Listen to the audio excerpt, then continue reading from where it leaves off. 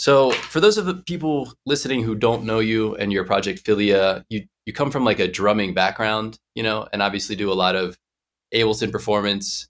So, I'm kind of wondering how that background, if you can speak a little bit to like that background as a drummer, to what extent maybe that influences you as a producer, and maybe to what extent it's kind of even gone the other way now that you've been producing for a long time and been in the studio as well as performing live, how that may have also kind of gone the other way and influenced your mentality as a drummer also. Yeah, dude, that's a good question. Without like going too far down the rabbit hole, um, I guess the reason I really got into producing was because I was doing drum covers, and like this is like 2010, maybe 2009, and I was like, "Oh, YouTube, this thing's cool. This is a cool platform. Maybe I should upload videos." And so I just started recording me playing drums. The audio quality was garbage, and I was like, "Man, how are?" This is when like I started listening to dubstep for the first time. I was like, "What are these crazy alien noises?" And so I wanted to learn how to like go deeper into that sound design. I was just fascinated with like the sonic characteristics of electronic music that was emerging at that time. Um, so I did a bunch of research and I found a school in New York City called Dubspot. So I went there, studied, learned from some really awesome producers in New York City, and then got to meet a lot of really awesome, cool people there. Learned a lot about mixing, mastering, and continued to play drums and drum covers and stuff. But I kind of found myself falling in love with the producing side, just being able to have more control over like the end result of a song, um, and not just being the drummer that shows up to play a gig. So I liked that aspect of it, and just being able to be like a one-stop shop for the whole band and not having to rely on other people as much. So yeah, I guess like being a drummer has helped me because like a lot of the music I listen to or enjoy is very rhythm based or dance oriented. So being a drummer, I think, has really helped me with that, having like a rhythm foundation. And I play acoustic guitar and electric guitar a little bit too, and my piano sucks, but I kind of play those instruments almost like a drum in a sense, because a lot of that style of music is super rhythm based. So I feel like that's given me a little bit of an advantage to like be like, okay, this needs space or this needs like something minimal that just keeps the beat going or whatever. What do you think that you see that other people miss when it comes to maybe drum and rhythmic programming and arranging coming from, the background of a trained drummer? Man, that's a good question, dude. Um, you and these questions. I would say like, man, one thing I see a lot is like people get too stuck on the grid, Mm, especially when they're producing. Like we've got all these lines in our DAWs that we think stuff has to lock into. And like I'm going more now than ever into the opposite way of where like I'm trying to get everything off the grid. I'm trying to get stuff to be a little bit looser. And I also love funk music and the Jay Dilla thing. Like I love being able to have some swinging rhythms, push and pull for the hi-hat and the snare. So so I'm definitely a big fan of that. Like you can actually get away with having your hi-hats not quite like in time as long as the snare and the kick are relatively close. You can swing those pretty hard. Um and it also, obviously depends on the style of music. If we're talking about like free form jazz, like whatever, there's no rules. sure. Like if you're listening just to like tech house, probably might not want to swing as hard on your kick or whatever. But like I think it's very genre specific. But I getting off the grid, man, it gives it a human feel because stuff sounds too programmed. I feel like a lot of times. Yeah, I mean, I do think, to what extent do you find yourself like making music visually more so than audibly? Like using visual guides instead of audible guides. And like, do you see that with students too and things like that? Because I think you make a great point in terms of like, there are all of these visual things that that essentially provide information, but because of like how many there are, I think there is this, maybe it can often be subconscious, but that there's like, oh, I'm just going to put this here because like it's like a place on a shelf, right? It just looks like something goes here, so I can just put something there. Yeah. I think you have to have both. I think you Mm, need both. I think you need the visual aspect to help inform what you're already hearing. Like I don't. ever want to just rely on the visual aspect. Like I don't even trust sometimes like spectrum analyzers. Like I think always trust your ears before your eyes. That's kind of how I feel. Um, but for me, most of the music is just about how it makes you feel. Because in the end of the day, it's just frequencies that are reverberating off your body, right? Like so, like my feeling is always more important than just what I see. Yeah. Um, and so I'd say like trust your instincts with how something moves you or makes you feel. And I force myself to like get up and move around the room when I'm producing or mixing or like, sometimes if I'm working on like even a 16 bar loop and I feel stuck, I'll just listen to it and I'll get up and I'll leave the room and let it keep playing and listen to it in my living room as I'm like playing tug of war with my dog. And and then I'll come back and I'll hear something I didn't hear before and I'm like, oh, because I have a new perspective. Just getting away from a computer screen. So like that's been a thing. Like another time, like some other times I'll take my headphones and I'll just lay my headphones down on my studio desk and I'll turn up the volume. And you'd be surprised like what you hear or don't hear in that moment, just listening to only mid-range and high frequencies. Um, so that can be a fun little mixing tip too. And yeah, sometimes I'll just turn off my computer screen. Like if I've been working on a mixing project too long, but I have to finish it, I'll just turn off my screen and then start it from the beginning and take notes and then turn on my screen and make those fixes. Like, and sometimes you actually hear stuff that you don't because you're too fixated visually. Yeah, I love it, man. I mean, I forget where I heard this. I'm sorry, I can't give the credit where it's due, but I heard somebody say something along the lines of like, you should listen to your own music the way that you listen to other music. And so I think just this idea of, like because we can be overly critical and because we can like see all the guts of the music, in front of us and we know how it was made, we just don't necessarily assess it with the same kind of level of we just don't assess it the same way. And so I think like, to your point, leaving the room, maybe bouncing it, walking around, like listening to it in different, like kind of changing your monitoring situation in different creative ways. Like this is all, I think, a really great way to try to create a little bit of distance between like you and the music that you make so that you can hear it more like maybe a listener will. Yeah. Yeah, absolutely, dude. It's all perception too. Like I might absolutely love a song and somebody else hates it. Yeah. So like I try that's another thing is like it's so easy to overanalyze and overthink your own music because you've heard it a million times. Like I released a track today, and at one point I was absolutely in love with that track, and now I'm like over it because I just heard it so many times. I'm just ready for it to be out. Um, but like I don't know. My feeling is like I'm gonna make music and listen to music that I love, and my feeling is if I like a song that I've made or somebody else has made, there's a really good chance somebody else will too. So like I don't ever want to get stuck on a track.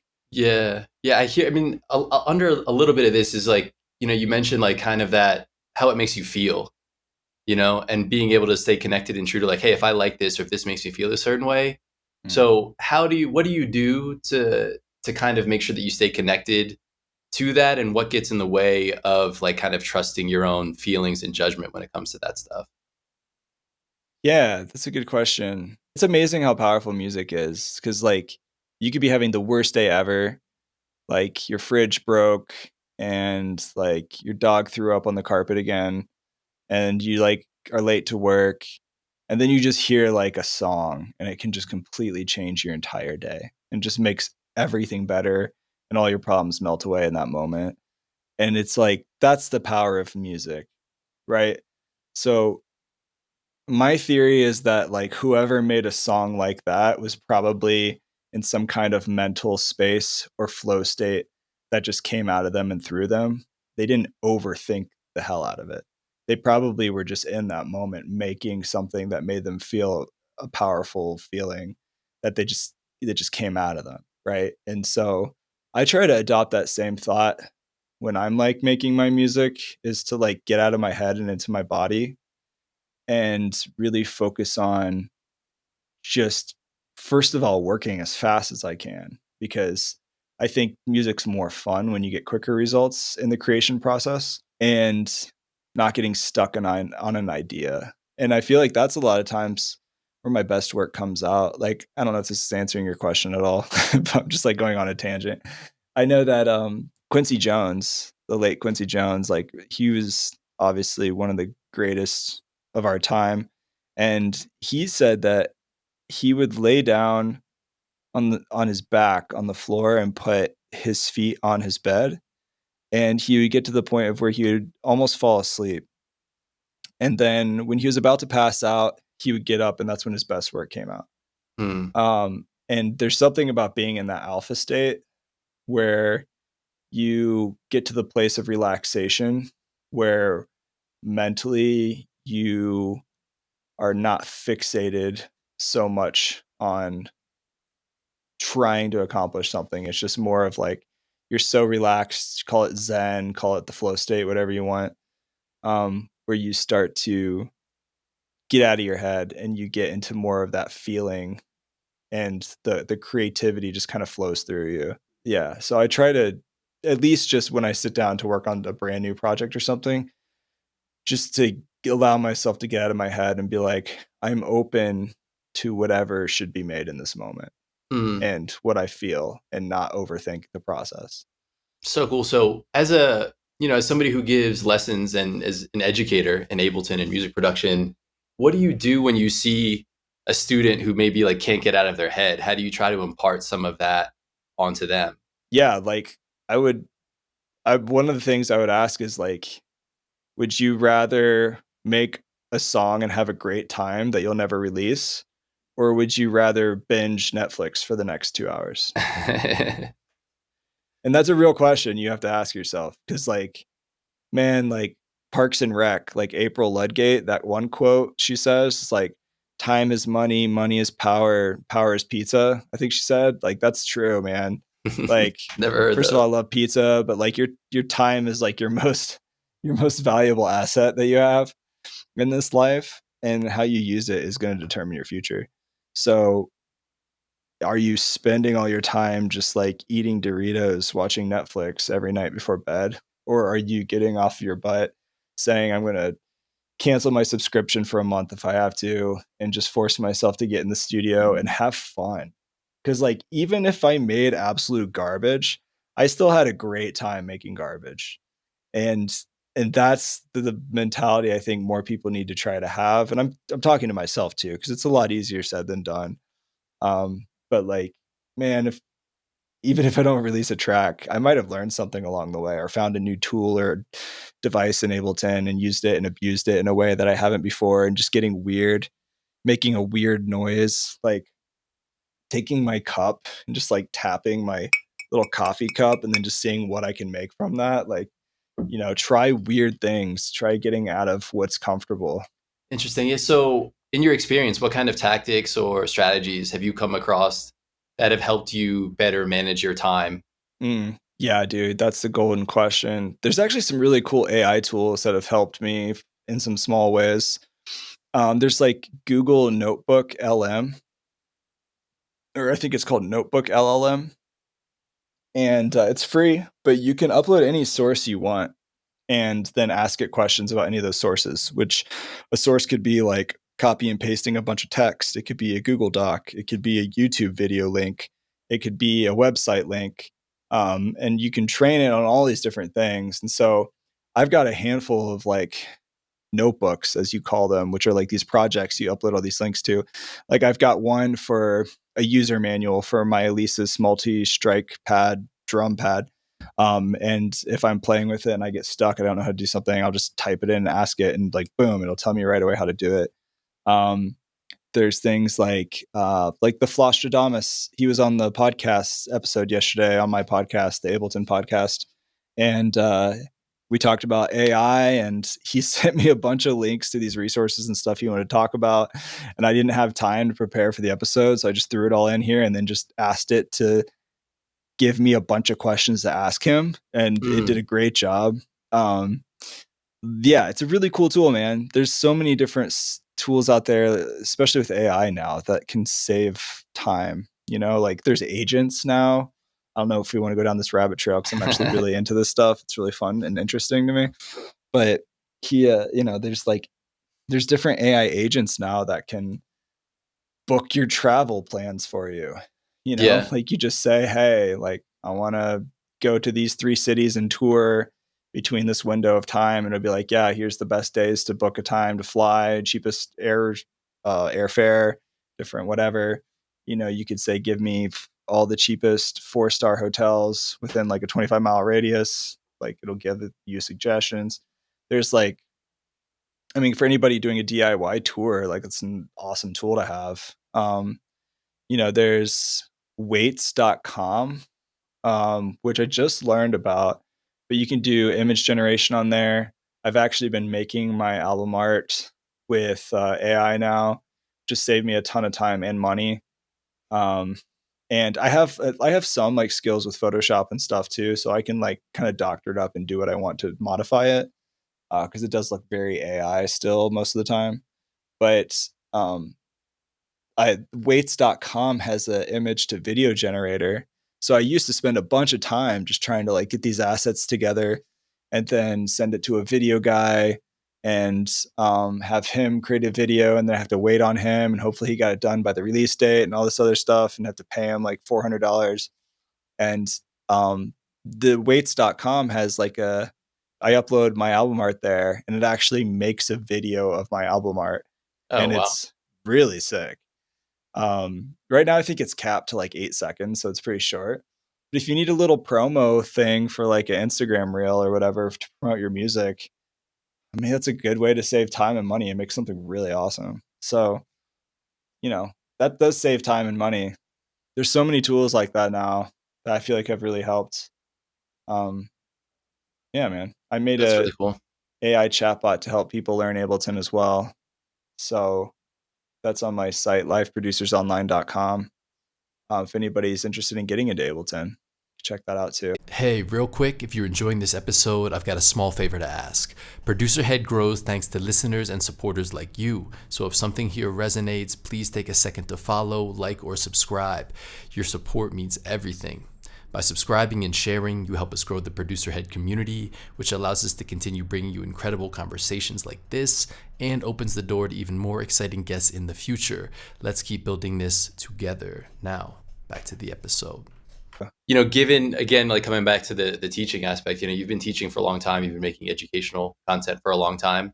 What are those things that you kind of see people consistently run into when it comes to production, maybe even regardless of how long they've been doing it or quote unquote what level they happen to be at? Things that I'm running into over time. Like, yeah, Um, patterns that you see in students, and producers. Honestly, the first one is just like pretty obvious. I think people just give up too easy. Mm, It's like it's hard work to make a good song, man. Sometimes, like when you're first starting out and then you're comparing yourself to like all these heroes of yours and the people that got you into music in the first place. Like, it's really discouraging when you just make hot garbage the first first couple tries and you're like, I'm never going to be good at this. And then people give up too fast, man. When I was at DubSpot, like in New York City, I think our class started with like 20 people and there was only like 5 of us that finished, which is insane. Still blows my mind yeah, because it was expensive, like yeah, we're paying for this, and it was like people just gave up too easy. Yeah, that's one thing. It's like it takes hard work. People aren't willing to put in the work to be really good at something. It's like this instant gratification culture that's like kind of honestly making people lazy. And so that's one thing. And then like I'd say like another thing is focusing more on the composition than just trying to like learn how to master on day one. Because like everybody's like, my music doesn't sound great. I want to learn how to master. It's like, dude, you don't even know how to mix. Like, spend some time learning the fundamentals, and then you can start making your song sound better over time. But like, my feeling is, like a really great mix and an awesome master can still be a crappy song. yeah, So it's like sure. learn how. Like I've listened to songs now from like 10 years ago that I used to think were awesome. I'm like, man, these mixes are terrible. They're Mm, really bad. But I love the song and I still listen to the song because it's a vibe. It's a good song. So that when from a mixing perspective with like people newer, that's something to think about. I'd say like avoid plugin and gear lust, which we all fall into. I'm like I am such a little slut for like plugins. I love plugins, but I'm trying to like really only stick to what I need now. And I just have like a small toolbox now that I use. So that's not going to make you a better producer or mixing engineer just by having every plugin in the world. You Sure. don't need all of them. Uh, I'd say like take YouTube tutorials with a grain of salt is another thing because there's like really overly like confident kids on YouTube who are like, these are the 5 secrets to making songs like Diplo and touring the world and being rich. And it's like, no, they don't like. They don't even have like more than 100 streams on Spotify. Like, don't listen to them. So there's that. It's a lot of BS out there. I'd say like, I mentioned this earlier, but like organizing yourself for success. I've talked about this, and Il Gates and some other producers have talked a lot about this too. But like I think of there's 2 sessions when I sit down to work on a track. I have like a right brain session, which is just like the fun, creative. I'm making whatever I feel in the moment, flow state kind of vibe. And then I have a left brain session where it's like I'm sitting down, I'm organizing my user library, I'm organizing my sounds, I'm like cleaning up all the files on my computer, I'm like exporting all the ideas I have and putting them into Dropbox so I can listen to them in the car later. So I think of myself in those 2 types of sessions. I think you need both. You have to have both. And what else? Those are some things that come to mind. I love that intentionality around creating, as you call them, right brain sessions, right? Like these kind of things that maybe aren't what people think of when they think about being creative, but these kinds of other organizational and like kind of maintenance related things that help you be set up, like having them as part of your process to support your creative kind of sessions. And that's really cool. Is that something you kind of feel like you intuitively understood when you started, or is that something that you kind of learned elsewhere or kind of bumped into over time? Yeah, I think I just failed a lot. I think I Mm. just failed so many times and eventually start to figure out what works or doesn't work. Like a lot of things in life. Yeah, I think a lot of these things I've just like learned from over time. And the podcast like has been really good for me because I don't know, I feel like a lot of the smartest people are the people who have the greatest hunger for learning. Um and so I try to adopt that mentality. I want to like constantly learn and never just become stale Yeah. and think I know everything because the moment you're the smartest person in the room is usually when you're the dumbest. So like I I've been able to learn from a lot of people on my podcast, and I'm sure maybe you felt the same way too. Just like having people you get to meet and all kinds of people when you hit them up and this person's good at this, so I want to talk to them on the pod. And then, like 180 episodes now, which is crazy. Um, yeah, I feel like I've been able to pick up a lot of tips and tricks over the years just from learning from other people on the podcast. Yeah, very cool, man. So yeah, I mean, I guess while we're on the topic, you run the Ableton Music Production podcast, and you've been doing that for several years, and as you said, almost 200 episodes now. What's that? Why did you start it? And like, do you feel like you're doing it exactly the same way that you started it, or now you've been doing it for a while? It's sort of evolved, and maybe what it is that you're trying to accomplish through it has changed. Yeah, man. I don't know. I think back to like the early episodes. Don't listen to them. Don't go. Don't listen to them. Yeah. They're bad. I think that like I just have a different perspective now than I used to. I actually started the podcast because I was teaching at the Lodge Studios, where I got to meet Mac Miller and show him a couple Ableton things because he was just starting to get into that DAW when I met him. Really, really cool, super nice, humble guy. And got to teach the Ableton push to Machine Gun Kelly. And it was a really cool place at the time. RIP. It's not around anymore. That was in Indianapolis when I was there for a time. It was a good networking opportunity being there. And I had a lot of students or potential students that wanted to take the Ableton class that I was teaching at the lodge, and they couldn't afford it, or they were like considering going to college and they whatever. So I started the podcast as a way just to like connect with people who weren't able to take my class or finished my class and wanted to keep learning. Mm, So I had some of an audience through that experience. And yeah, so the podcast was kind of an extension of me teaching there. mm. And I was shocked that there was nobody else doing a podcast at that time because that's when podcasts were like starting to pop off in like 2015.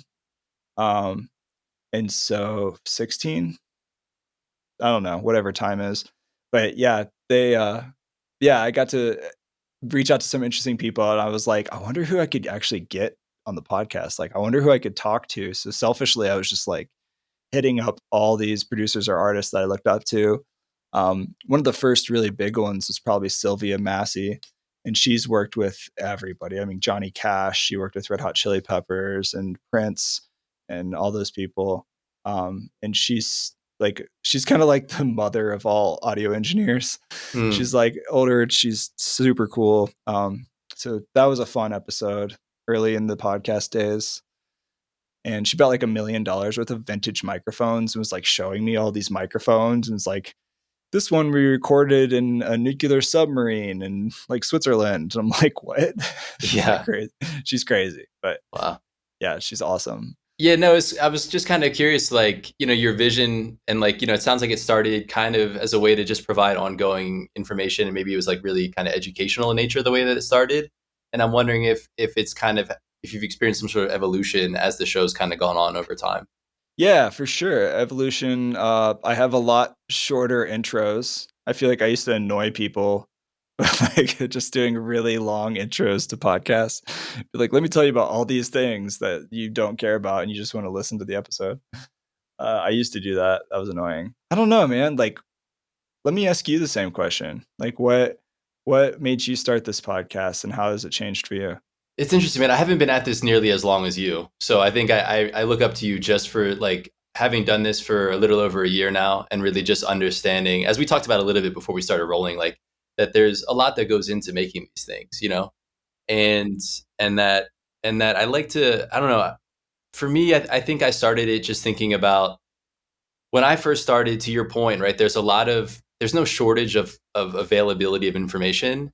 I think the quality of it is harder to suss out when when you have less experience. And when I was starting out, I feel like that was something that was harder for me to do. So I think the idea was to like kind of get firsthand real experience from people to try to like actually provide quality information that's like firsthand. This happened to me. I would do this differently now. This is what I've learned. Whether it's kind of soft stuff or whether it's more technical stuff, whether you're somebody who's a hobbyist, whether you're trying to make a career out of it, I think, and I wanted it to be something that like provides encouragement. Like I know what it feels like to feel like, oh, I should just quit making music or I should quit this podcast or I should, all like I know what it is to hit that kind of wall. And I think most people that actually really try to get into it experience something similar. So I think there's also a desire to hope that this lets people recognize like, hey, that's part of it. And just because you think you should quit today doesn't mean you should quit.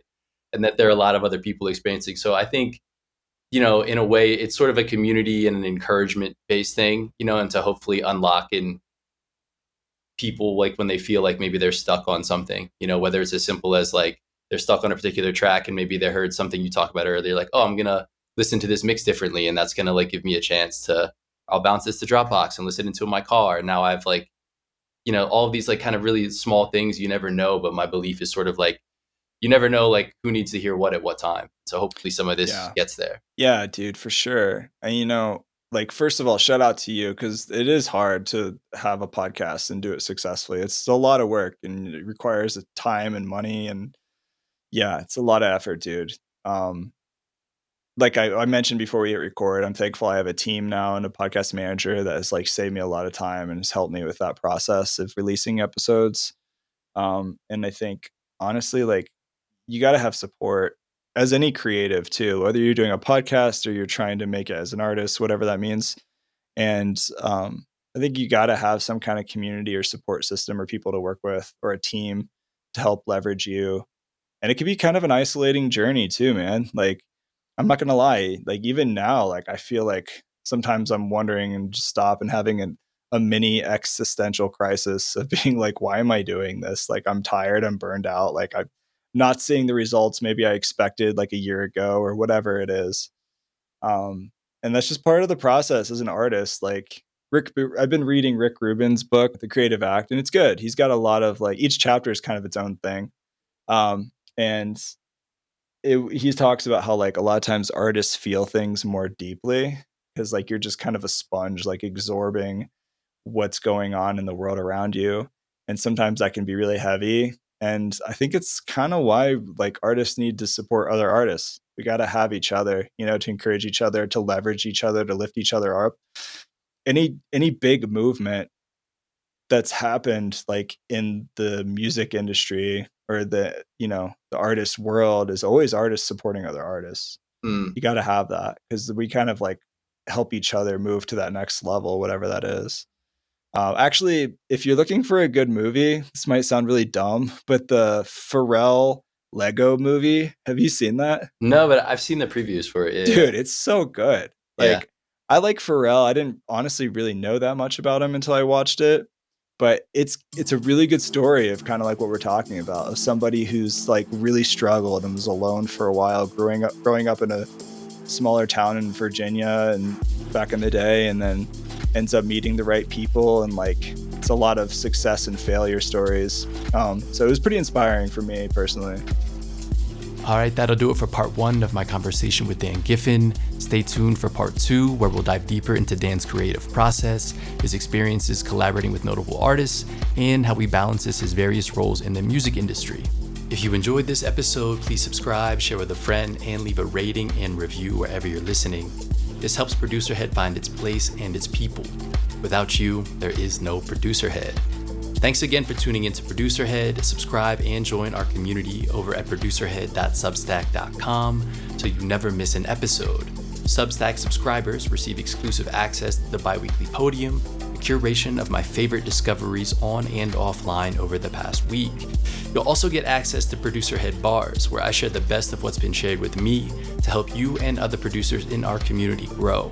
The podium and ProducerHead bars are designed to provide immediate inspiration and direct application in your creative process. So, subscribe at producerhead.substack.com to receive real inspiration and ideas you can use to elevate your own process today. If you care for the craft, get your exclusive access at producerhead.substack.com. This episode was co-produced, engineered, and edited by Matthew Diaz. Big thank you to him. From ProducerHead, this is Toru, and in a way, so are you. Peace.